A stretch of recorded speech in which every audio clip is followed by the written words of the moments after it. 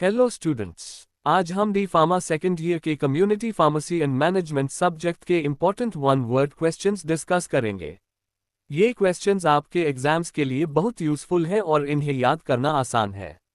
चलिए शुरू करते हैं। Chapter 1 community pharmacy introduction. सबसे पहला चैप्टर है community pharmacy introduction. Community pharmacy का दूसरा नाम होता है retail pharmacy. Community pharmacist usually OTC यानी ओवर द काउंटर मेडिसिन्स बेचता है। कम्युनिटी फार्मेसी का एम होता है patient care. Prescription drugs dispense करने वाला व्यक्ति फार्मासिस्ट होता है और ये सब ड्रग्स एंड कॉस्मेटिक्स एक्ट के रूल्स के अंडर होता है। Chapter 2 professional responsibilities of pharmacist. अगला चैप्टर है professional responsibilities of pharmacist. Pharmacist का पहला कर्तव्य पेशेंट के प्रति होता है। ड्रग्स के गलत इस्तेमाल को रोकना भी फार्मासिस्ट की जिम्मेदारी होती है। फार्मासिस्ट को फार्मेसी काउंसिल ऑफ इंडिया यानी पीसीआई के अंडर रजिस्टर करना जरूरी है।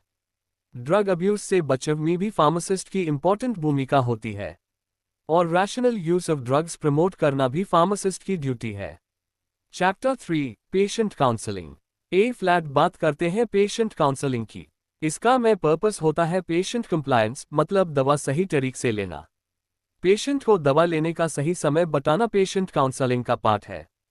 कॉन्फिडेंशियलिटी यानी गुप्तता मेंटेन करना फार्मासिस्ट की रिस्पॉन्सिबिलिटी है। पेशेंट एजुकेशन में सबसे पहला स्टेप होता है रैपो बिल्डिंग यानी अच्छा रिलेशन बनाना, और दवा के साइड इफेक्ट्स बताना भी काउंसलिंग का एक इम्पॉर्टेंट हिस्सा है। Chapter 4 communication skills. Communication skills भी बहुत इंपॉर्टेंट हैं। कम्युनिकेशन में जो मैसेज भेजता है यूज सेंडर कहते हैं, जो मैसेज रिसीव करता है यूज रिसीवर कहते हैं। कम्युनिकेशन में फीडबैक लास्ट स्टेप होता है। आई कॉन्टैक्ट एक नॉन वर्बल कम्युनिकेशन का एग्जाम्पल है और कम्युनिकेशन में जो रुकावट होती है यूज नॉइस कहते हैं। Chapter 5 health screening services. Health screening services के लिए कुछ इंपॉर्टेंट टूल्स और टर्म्स हैं। ब्लड प्रेशर चेक करने के लिए डिवाइस है स्फग्मोमेनोमीटर। डायबिटीज टेस्ट के लिए ब्लड ग्लूकोज टेस्ट होता है। बीएमआई का मतलब होता है body mass index. Anaemia detect करने के लिए हीमोग्लोबिन टेस्ट किया जाता है और कोविड स्क्रीनिंग में आरटी-पीसीआर टेस्ट का यूज होता है। Chapter 6 inventory and drug store management. Inventory और ड्रग स्टोर मैनेजमेंट भी जरूरी है। ड्रग स्टोर का हेड यानी जिम्मेदार पर्सन को स्टोर इंचार्ज कहते हैं। ड्रग्स को स्टोर करने का आइडियल टेम्परेचर 15 से 25 डिग्री सेल्सियस होता है। जब स्टॉक खत्म हो जाता है टू यूज स्टॉक आउट कहते हैं। इन्वेंटरी रिकॉर्ड मेंटेन करने का एक सिस्टम होता है फीफो यानी first in first out. Expired drugs को वेस्टेज कहते हैं। Chapter 7 financial management in pharmacy.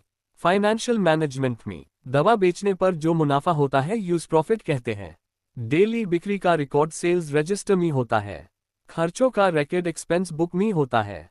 लेखा पत्र यानी अकाउंटिंग बुक को लेजर कहते हैं और बिना मुनाफा के बिक्री को ब्रेक इवन कहते हैं। Chapter 8 drug information services. Drug information services में जो ड्रग रिलेटेड इंफॉर्मेशन दी जाती है उससे ड्रग इंफॉर्मेशन सर्विस कहते हैं। ड्रग इंटरैक्शंस बताने वाला व्यक्ति फार्मासिस्ट होता है। ड्रग रिलेटेड क्वेरीज का रिकॉर्ड क्वेरी फॉर्म में रखा जाता है। ड्रग डेटाबेस का एग्जाम्पल है माइक्रोमीडेक्स और एडवर्स ड्रग रिएक्शन रिपोर्ट करने वाली बॉडी पीवीपीआई है। चैप्टर 9 इमरजेंसी मेडिकल सर्विसेज और last chapter emergency medical services का है। सीपीआर का मतलब है कार्डियोपुल्मोनरी रिससिटेशन। सडन अनकॉन्शियसनेस में पहला स्टेप होता है एबीसी चेक। बर्न्स के केस में पहला उपचार कोल्ड वाटर से होता है। इमरजेंसी ड्रग्स का एग्जाम्पल एड्रेनलिन है और स्नेक बाइट में एंटी वेनम का यूज होता है। दोस्तों, ये दी इंपॉर्टेंट वन वर्ड क्वेश्चंस जो आपके community pharmacy and management subject के एग्जाम्स में बहुत मदद करेंगे। इन्हें अच्छी तरह याद करें और अपनी तैयारी को मजबूत बनाएं। अगर आपको ये वीडियो पसंद आया हो तो लाइक और शेयर जरूर करें और ऐसे और नोट्स के लिए हमारे चैनल को सब्सक्राइब करें। MRK pharma classes.